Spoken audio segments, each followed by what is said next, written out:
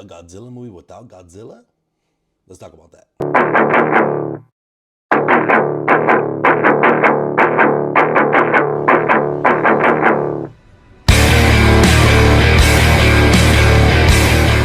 What's going on, guys? Welcome back to my channel. This is Leo's Nerd Talk, and today we're going to talk about Godzilla 2014. Now, with Godzilla X Kong coming out in less than a week, I want to go ahead and review the MonsterVerse universe movies, including Godzilla, Godzilla King of Monsters, Godzilla vs. Kong, and Kong Skull Island. So starting off with Godzilla, pretty basic movie, really. This is kind of one of those movies that's just really just fun to watch. It's just, that huge monster fighting disaster movie that just puts a smile on your face. You don't want to read too much into it. It's just for cheap popcorn movie fun. With that being said, let's go ahead and get into the pros for me. And one of my initial pros that I like that they take a different approach with Godzilla on this movie, where most of the time you see him, he is the main like disaster point. He's the one that's going against the city, and the city of Japan is always trying to defeat Godzilla. He is that menacing monster. Where in this one, they kind of made him the hero. You know, you have these two parasites, the Motos, coming in, trying to destroy the cities, going from radiation zone to radiation zone, trying to mate and give birth to more of these parasite Moto monsters. And Godzilla is here to restore balance and keep the peace and kill these two monsters and then return back to where he ever has been kind of dormant for the past couple of years. And I like that approach. I like that they made him kind of more of like a hero. It's different. It's something that some people may not like. Some people would enjoy more the Godzilla visceralness and him just destroying the city and not having to worry about any other monsters. But I do like the kind of humanity that they give him. You know, these monsters seem to actually have emotions and thoughts.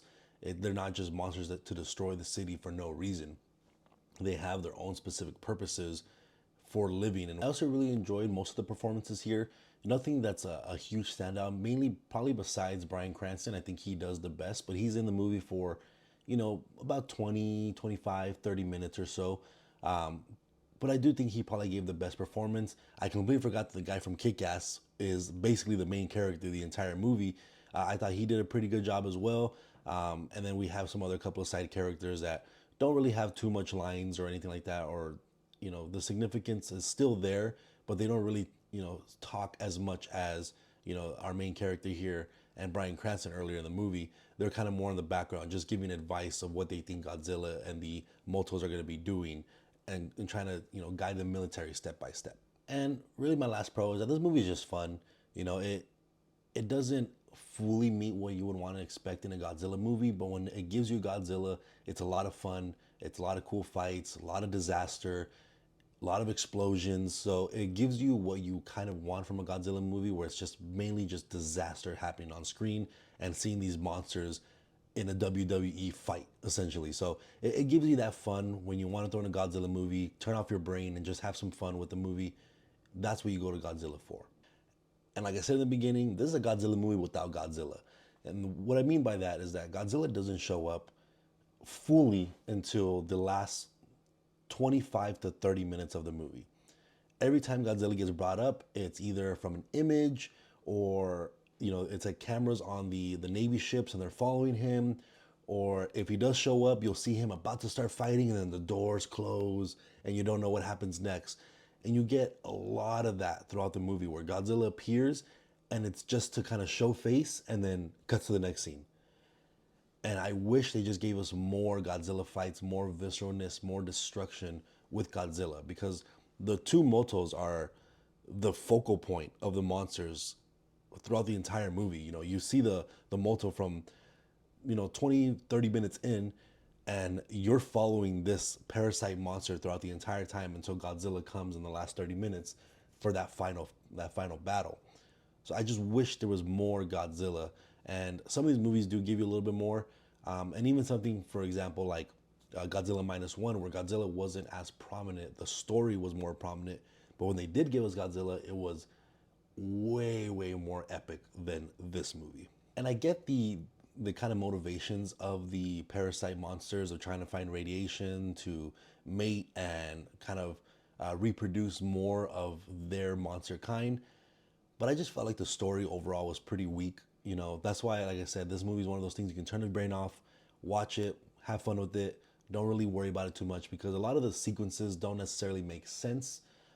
Like, for instance, towards the end when they go to San Francisco, I don't know why they ever went to San Francisco in the first place. They just wanted to get this nuclear bomb from like Nevada to San Francisco to take it off, into the waters to draw all the monsters out. I don't know why they had to go that far away, So them going to San Francisco only served the purpose for our main character getting back to his family because that's where they originally live. So there's just a lot of things that are convenient to the story that don't necessarily make sense or don't really add to anything. It's just there for convenience of the plot. And to be honest, the special effects on this movie aren't that great. You can definitely tell, that Godzilla is CGI, that the Motos are CGI. Like they just look very cartoonish. Like their skin is very shiny and slimy, so it just looks kind of fake. And then not to mention that they try to hide that special effects with all the smoke and the darkness and the storms and everything like that. So when you do see them, the special effects are noticeable enough where you can tell, it doesn't look that great, but they try to hide it with the smoke, and it kind of makes it for like a cheap special effect visual. There are some really cool visuals in the movie overall, but when you look at the actual monsters itself, they don't seem that impressive. They're not, you know, nowadays type of visuals, or even something that they could have probably made a practical effect and implemented it into these city shots that they were trying to do. There's different ways to do it, I'm sure, but the way they kind of went about it, the monsters don't really look as real as you would hope them to be. But like I said, this movie is just a lot of fun just to kind of throw on and have fun with it, not really worry about it too much. So I don't want to nitpick on it too much, but it is stuff that I would like to address because it does affect sometimes the viewing experience of a movie like this where you want to just have fun and you notice things like that where you're like, it doesn't really work.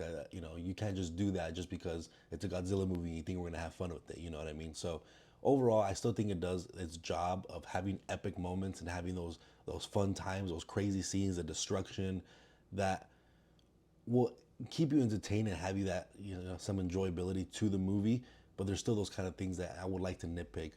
And another thing that kind of bugs me, and Godzilla is not the only movie that's ever done this. A lot of movies do this, but where they kind of make military seem a certain way. They're the way they talk, the way they act. It's like one of those movie military tropes, and it just comes out very cheesy and kind of cliche. So that always always kind of bugs me too. But like I said, overall this movie does a fine enough job of entertaining me. Let me know what you guys think about Godzilla 2014. Are you guys excited for Godzilla X Kong? I am pretty excited because it does look like it's going to be a lot more epic fun than this movie was. But let me know your guys' thoughts in the comment section down below. Look forward for my other Godzilla reviews leading up to Godzilla X Kong and for the ranking once that all comes out. And again, if you guys like Time Wasting movies, TV shows, or video game related, make sure to hit that like and subscribe button. And I'll see you guys on the next review. Thank you.